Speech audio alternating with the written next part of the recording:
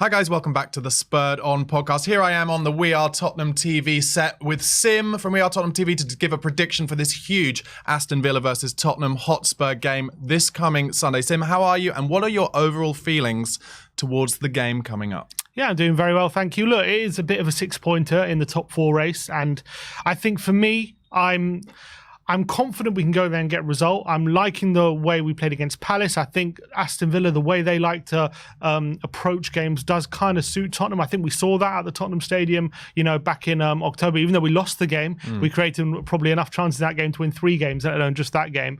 So I am excited by that prospect and the fact that they play European football just before we play them. But the fact that we are 5 points behind, and with the knowledge that I think a defeat makes that, that gap is very, very big, goes to 8 points. Even though we have a game in hand, 8 points with 11 games to go is a big, big gap. And that does scare me. So there is some anxiety going to this game. But overall, I look at how both teams approach the game, and I think there's no reason why we can't win. Yeah, should say we're recording this on, Thursday morning. So we don't know what's happened in the Ajax game, which is like 5:30 this evening for Aston Villa. But I personally do think it's a really good thing that they're playing this game because not only tired legs, etc., but also Unai Emery always loves to win those European competitions. So I feel confident that they'll put out a strong side. Are you you talked about your anxiety about the game, but are you also kind of, like I am, slightly excited at the prospect of us playing a team who are going to come at us rather than one of these kind of deep, low block teams that we've been struggling against in the last few games? Yeah, I think if you cast your mind back to probably our last 6 or 7 games, yes, we have struggled quite a bit to break these teams down, but we've been playing the likes of Wolves, Brentford, Everton, and Palace, like in the last few games. And these are all teams who are always going to try and make things difficult for us, always going to try and stop us from playing our football. Aston Villa is a bit different. Yes, Unai Emery does have a pragmatic side to him, but he's always going to go on the front foot at the very start. He's going to try and get in the lead, and I think he's going to play that high line that he's been playing all season, and I think that is going to be a breath of fresh air for Tottenham. I think they're going to enjoy playing in that environment, and I think we have those kind of players to hopefully time the passes to perfection, get in behind them, and we have those players to exploit that. So I'm very, very excited about the prospect of taking on this Aston Villa side. But on the flip side, if we don't get a foothold in the game, we have been very open, and they do have Watkins in a very, very good form. Leon Bailey's been in very good form as well. Yeah. So we just got to make sure we're not get overawed by the occasion. We don't let them bully us and allow them to dominate the game, because if we do that, then we're in trouble. But if we get a foothold, we stamp our authority in the game, we have the quality to open them up. Yeah, when you say bully, I get the feeling we're all talking about Matty Cash a little bit, but we'll get on to him in a bit. I like to go through the team that we're playing's results in the kind of games where they've been playing as we are at home. So Aston Villa's last results at home, they beat Forest 4-2 at home, but then previous to that, they'd lost their previous 3 home games to Man United, Chelsea in the Cup 3-1, and 3-1 at home to Newcastle.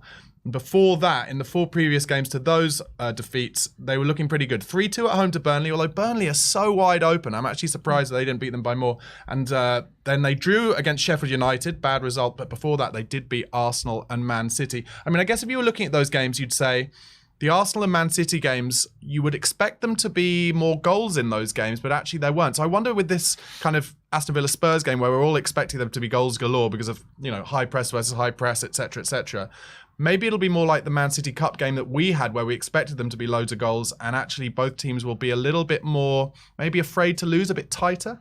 Well, what I would say about those fixtures, what that showed me is how much Aston Villa relies so much on their intensity in their play, because against Man City, if you watch that game, they literally did not stop pressing and hounding Man City. I think Man City had 1 shot that whole game. It was a really, really impressive display, and they displayed their ability to really shut down the opposition just through their intensity and their pressing, and just making sure that the pitch was very, very narrow, very compact, and giving the opposition very little space. And if you allow them to do that, then you're in big trouble.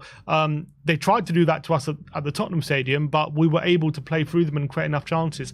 Their home form before that Sheffield United game was exemplary. I think they had 17 wins on the trot before that game. They had one of the best home forms in Europe. Since the Arsenal game, they won that game. It has definitely slowed down a bit, and even in the games they've won, they beat only Burnley and Forest. They beat a draw against Sheffield United. Yeah, and they beat that Burnley game. They only won that due to a last minute penalty, which was not a penalty in my opinion, and they're playing against 10 men as well, and they were winning against 10 men and gave up the lead. And against Forest, they were 3-0 up, and the Forest got it back to 3-2, and on another day, they had chances to make it 3-3 as well. So they really are starting to slow down a bit at home.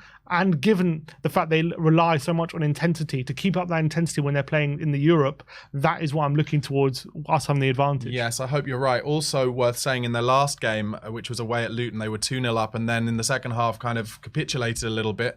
And Luton, I think, very unlucky to lose that in the last minute of the game. Worth mentioning, though, on a more negative point, in the previous 3 games, Tottenham versus Aston Villa, wherever they've been played, Villa have won them all. So that was a 2-1 win, obviously, earlier in the season at the Tottenham Stadium, and then 2-1 last season at their place, and we lost 2-0 to them at our place last season. So it's not a good run. However, to work against that, previous to that, we'd won 9 of the last 10, and you said another stat as well. It was something like... Yeah, we had only lost 1 in 17 right before that little run you're talking about. So I think recent form against Villa is not great. For maybe we've been playing a counter-attacking football against a very good Unai Emery team, and that maybe hasn't worked out. But obviously we should have won the game back in October, shouldn't we? We had, as we've said before. So I don't think I'm going to take too much in recent results, but it's a massive game. I think it's a bigger game probably for Villa than for us in a way, because this is their chance to really get ahead of us. You know, I know they finished ahead of us last season, but if they finish ahead of us in the Champions League, then all of a sudden they could start to establish themselves as being like a real threat. If we can get back ahead of them, then all of a sudden we put them back in their place a bit. Yeah. Worth going into some kind of specific player dangers. Obviously, Ollie Watkins, 16 goals, 10 assists. Has he surprised you with his form this season? Do you think he is the heir apparent to Harry Kane for England? Lots of people saying now that for England, there's no kind of argument as to who is the backup to Harry Kane. What do you think? Yeah, the shame for him is that he's only started to bloom, you know, in his late 20s. I think he's now 28 now. So if he was a bit younger, I'd probably say yes. Has he surprised me? I wouldn't say he surprised me, because I remember at the back end of last season, he was on unbelievable form. I remember there was a big debate last season when they had Gerrard in charge. Are they going to play Ings or Watkins? And now you can't even believe that was even a debate because of the form Watkins has been in. I think if you look at his form over the last 18 months, it's been astonishing. He's up there with the best forwards in Europe, 100%. What's really amazing about him is not just his goals, as you say, the assists. It's the fact that he can bring other players into play. He makes other players better, and he's still a brilliant penalty box finisher. We saw that against Luton with 2 brilliant goals on the weekend. He's got such variety of finishes as well. He has to be on that plane to Euros. The problem with him is I don't think he's going to be the heir apparent to Kane, because he's only 2 years younger than Kane, I think, or maybe 3. And so by the time Kane is really done and dusted, which I believe he could go into his mid-30s, is Watkins going to be, ready to step into that stage? So I feel bad for him that the timing might not work out. But right now, he could play for anyone. I think he's that good. He's a really top-class striker. He's developed so well. Yeah, worth talking about some of the potential injuries for Spurs. Obviously, Richarlison currently saying that he will be fit, although I personally have a slight opinion that might be because he's been picked in the Brazilian squad and he doesn't want to be unpicked for the Brazilian squad. Let's see what happens with Ange and his physios, I guess. I don't think they'll want to rush him back. Maybe he'll be on the bench. Porro, not seeing much of him this week in the training pictures.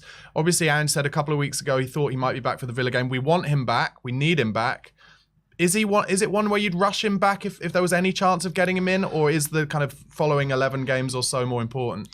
Yeah, I think, to be fair, I maybe post the Wolves game I would have said yes, but to be fair to Emerson Royale, I do want to give him some credit. He had a pretty decent game against Crystal Palace, so I don't want to throw shade at him based off the back of that, although I think it's no secret having someone like Pedro Porro with his kind of passing ability, trying to pick passes out against that Villa high line will be absolutely crucial. So having Porro in would be a massive benefit, but if he's not 100%, I wouldn't inject him or anything to try and rush him back for this game. I think you have Emerson there, and you just have to go what you got. But I really hope Porro is fit. In terms of the other injuries, even if Richarlison is 100% fit, do I start him? I know he's in a rich vein of form, but I remember back in the game in October, I think Sonny had a hat-trick of disallowed goals, didn't he? All marginally offside. I'm just thinking, if there's any better player who's going to be able to break that high line of Villa, I mean, Sonny would be one of the players in the Premier League I would pick. So I think he has to start in that number 9 position. Yeah, completely agree. Obviously, also, as we well know, long-term injuries, Solomon, Forster and Sessegnon still out. We mentioned at the start of the show, Matty Cash, obviously has injured 2 of our players over the last couple of seasons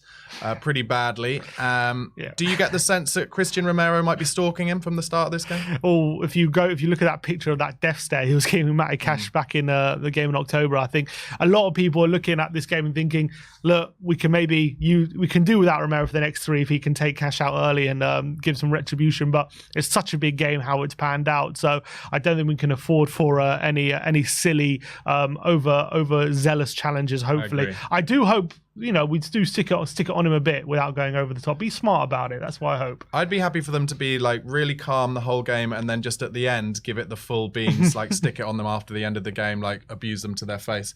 Villa have only had 1 clean sheet in 7, and I think Spurs have had none in about 9 at the moment. So like I said earlier, it suggests there'll be lots of goals. What is your prediction for the score of this one, Sim? I am going to go with 3-1 to Spurs. I think it's going to be... hopefully that free week will have helped us be a bit fresher. Maybe not just be fresher, maybe last longer in the 90 minutes. I think Villa rely a lot on that intensity. Can they keep up for 90 minutes? I'm not so sure.